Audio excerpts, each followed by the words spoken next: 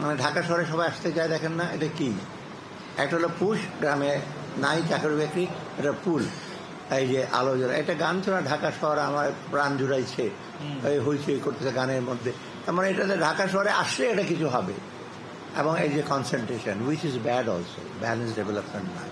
অর্থাৎ আমাদের এখন চ্যালেঞ্জটা কিন্তু বহুমুখী। প্রথমত এদেরকে আমি বলবো যে অল্প খরচে যা যাওয়া, তাদের রেমিটেন্সটা এখানে পাঠানো, তারপরে যে ইভেন এয়ারপোর্টে বিভিন্ন জায়গায় এসে বাংলাদেশে আমি বহু আগে ফিলিপিনে দেখেছি, ফিলিপিনের মহিলারা বেশি যায়, আপনারা জানেন, ওদের আলাদা কাউন্টার আছে, ওদেরকে বালিকা বায়ান, বালিকা মানে ওদের ফিলিপিনের মহিলা, আলাদা কাউন্টার রিসিভ করে ওদের ইমিগ্রেশন তাড়াতাড়ি। এখন আর কিছুদিন আগে হয়তো প্রধান উপদেষ্টা একটা কাউন্টার খুলেছেন, বহুদিন যাবৎ বলা হচ্ছিল, ওরা এতভাবে ভয় থাকে তো ওরা পাসপোর্ট নিয়ে যখন আসে। এখনও আমি হয়তো এখন মন্ত্রী হিসেবে তো তাড়াতাড়ি চলে এসে আমিও ওদের সাথে লাইন ধরে আসতাম। কিছুদিন আগে আসি, লাইনে অনেকক্ষণ দাঁড়ালাম, 10-12 জনের পরে অফিসে বলে, স্যার আপনি কেন লাইনে দাঁড়ালেন? ওকে, আপনি আমাকে চেনেন? হ্যাঁ আপনাকে চিনি তো, আপনি গভর্নর ছিলেন না, তা আপনার তো লাইনে দাঁড়ানো উচিত না। আমি সবাই দাঁড়িয়েছে লাইনে, অসুবিধা কি? 10 জনের পরে অসুবিধা দেখি, আমি তো চুরি করে আসি না বা পালাতে যাচ্ছি না। তা উনি বলেন, না স্যার একটু আসেন, সাইড দিয়ে আমরা দিয়ে দেবো।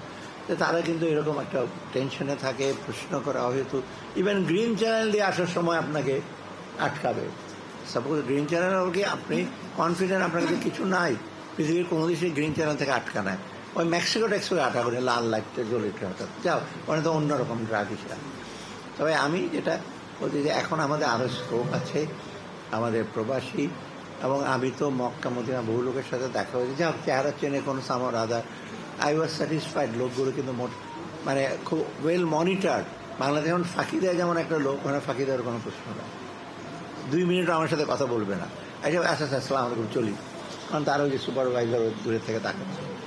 আমরা অত্যন্ত খেটে খাওয়া মানুষ, কিন্তু যারা যে সচ্ছল বা বাসস্থান যে খুব ভালো, একটা বাড়িতে 10-12 জন থাকে, কষ্ট করে তবু কিন্তু টাকা পাঠাচ্ছে, আর টাকাটা পাঠাচ্ছে দেশের জন্য, যে আত্মীয় স্বজন আছে, ডিপেন্ডেন্ট আছে, আর দেশের প্রতি দরদ।